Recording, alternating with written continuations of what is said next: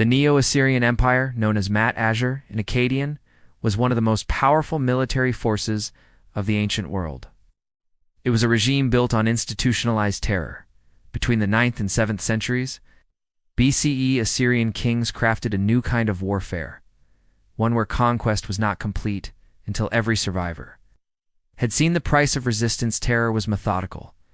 The aftermath of a successful siege was choreographed to send a message, not just to the defeated, but to anyone watching. Cities that dared to resist were turned into public theaters of punishment. Corpses of the fallen were strung from poles, impaled on stakes, or left to decay in the streets.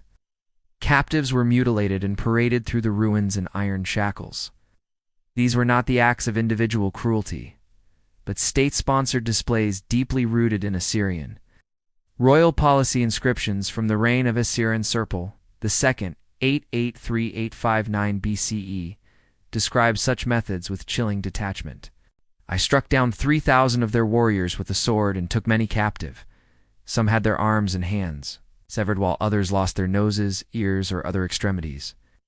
I blinded many among them, but the most feared act was flaying, the removal of skin from the living or the dead, nailed onto walls as a dire warning. These acts were executed not by ordinary soldiers, but by state-appointed torturers and royal executioners, trained for the task. Reliefs from the palace of Sennacherib at Nineveh show hooded or bareheaded men, executioners carrying out punishments with chilling precision.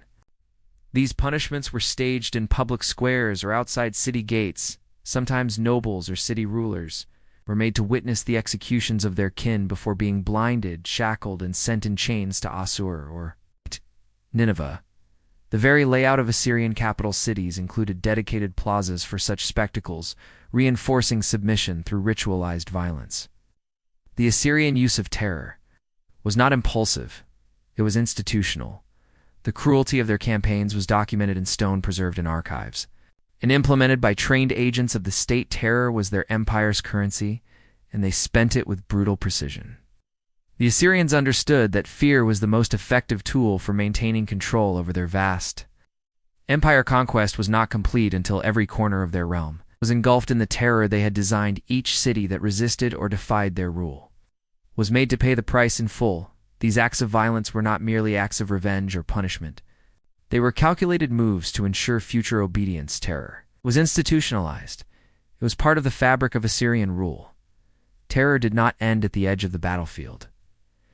It was embedded in the very culture of the Assyrian state, was part of their approach to conquest and control. Every victory was a message, not just to the defeated, but to anyone who might dare to resist in the future. The Assyrian kings made sure that every corner of their empire was aware of the consequences of defiance, the cruelty that marked. Their campaigns became a symbol of their power and a tool to reinforce their dominance over vast territories. Cities that dared to stand in defiance of Assyrian rule were often left in ruins, their populations either decimated or forced into exile. The methods used by the Assyrians were designed to leave an indelible mark on both their subjects and their enemies. The most shocking element of these tactics was the public display of violence. These were not private executions behind closed doors. They were public spectacles meant to serve as warnings for anyone who might consider opposing. Assyrian rule. Impaled bodies were left on display as long as possible, with their suffering etched into the minds of those who witnessed them. The pain and agony of the victims were meant to send a clear message. This would be the fate of anyone who dared to resist the empire. Even the rulers of defeated cities were not spared from this kind of punishment. These displays of cruelty were not just about punishment, but about sending a message of domination and control. The Assyrians understood that fear could be more powerful than armies, and they used it to ensure that their enemies would never rise up against them again. The brutality of their tactics was not an accident. It was part of a carefully crafted strategy to ensure their rule over the ancient Near East. Their legacy was built on fear and terror. It was a message not just for their subjects, but for the entire world. It was a warning that defying Assyria would result in swift and brutal punishment. The very heart of the Assyrian Empire was built on the concept of terror, and it was carried out with meticulous precision. Each act of violence served to reinforce their grip on power. Terror was the currency of the Assyrian Empire, and it was spent with ruthless efficiency. Few punishments in ancient history matched the terrifying spectacle of Assyrian impalement. It was not only an execution, it was a performance, a message etched in public punishment. The Assyrians, at the height of their power in the 8th and 7th centuries BCE, wielded impalement as their most iconic and horrifying instrument of terror. It was their signature method of execution, used not for expediency, but for symbolism. It turned bodies into warnings, transforming resistance into an open-air gallery of obedience through fear. Assyrian annals repeatedly describe the practice from the reign of Tiglath-Pileser (RXE R745). 727 BCE, we read, "I heaped up the corpses of their warriors in front of the gates. I impaled their nobles on stakes. The targets were most often local rulers, rebel leaders, or high-ranking captives. Chosen specifically for the deterrent value of their suffering, these victims were impaled on tall wooden stakes, often outside the gates of their own cities. Their bodies would be left to decay, towering reminders to all who entered or exited. The Assyrians believed that a visible execution extended the punishment as effect beyond the individual onto the minds of the living executioners. Part of the state machinery were trained not just in death dealing, but in psychological messaging. The placement of the stake mattered. The height, angle, and location were all considered. A line of impaled bodies ringing a city wall was a silent, inescapable lesson. This is what awaits rebellion. Reliefs from the palace of Ashurnasirpal II at Nimrod depict these scenes in grim detail: bodies impaled on stakes, sagging under their weight. While soldiers look on without emotion, the practice was both legal punishment and political messaging. After a siege, military scribes recorded who was impaled and why. Names and crimes were inscribed on tablets or walls nearby. The punishment was not hidden in dungeons. It was public justice designed to collapse morale and guarantee future obedience. Assyrian impalement was not about punishment alone. It was a calculated weapon of political control. The Assyrian state employed terror not only as a tool of conquest, but as a mechanism to enforce loyalty and quell resistance. The psychological impact of such violent public displays was immense. It was designed to break the will of any would-be rebels. Before they could rise up, it was a potent reminder that the Assyrians ruled not only through military might, but through fear. The public execution of enemies sent a message that resistance was futile and that the might of Assyria was insurmountable. Impalement became a symbol of Assyrian power.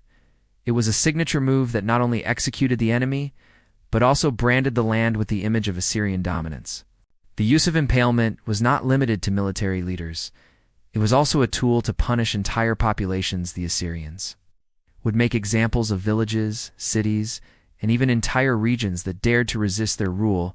Impalement became part of the larger strategy of terror, designed to create a state of permanent fear among the subjects of the Empire. Assyrian propaganda reinforced the brutal message that rebellion would be met with swift and unrelenting punishment. Every stake driven into the earth was not just a reminder of one death, but a warning to all that any act of defiance would lead to a similar fate. The Assyrians understood the power of visual punishment and used it effectively to solidify their rule. Their method of terror extended far beyond the battlefield and into the lives of every individual within their empire.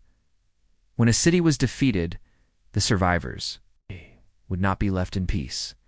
They would live under the shadow of their own punishment. The bodies of the impaled served as a constant reminder of the price of disobedience. Impalement was not just about the physical suffering, it was about the psychological impact of seeing it day after day. The Assyrian strategy was to break the spirit of those they conquered by reminding them constantly of the power the empire held over them. Mass deportations were another method used by the Assyrian Empire to enforce control and weaken potential rebellion. These deportations were not simply the result of war, but a deliberate policy engineered by the kings of Khans. Assyria deportation was a means of breaking up the social fabric of conquered cities and dispersing their populations into different parts of the empire. Whole communities were uprooted from their homes and relocated to distant lands. The Assyrians believed that scattering populations would prevent them from uniting in resistance.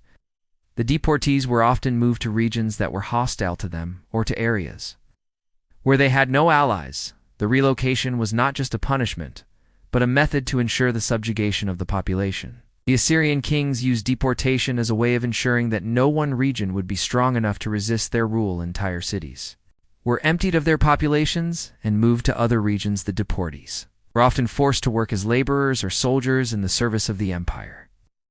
Their former homes were left in ruins.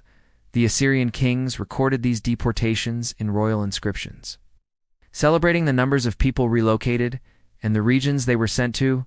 It was a testament to the empire's power over its subjects that they could not only conquer, but also control entire populations by dispersing them across the empire. The Assyrians knew that broken societies would be less likely to rebel or resist the empire's rule. The deportations were part of a larger strategy of psychological control. They were designed to shatter the identities of the deportees and strip them of their cultural connections. It was a way of erasing the memory of the conquered peoples and replacing them with Assyrian loyalists. The message was clear to all who witnessed it. Resistance would not only be met with death, it would be met with destruction of everything that made a people who they were. The Assyrian Empire's use of terror was a calculated strategy designed to create a climate of fear that permeated all aspects of life, from military campaigns to public executions and mass deportations. The Assyrians used terror as a tool of domination. Their legacy was built on fear and cruelty.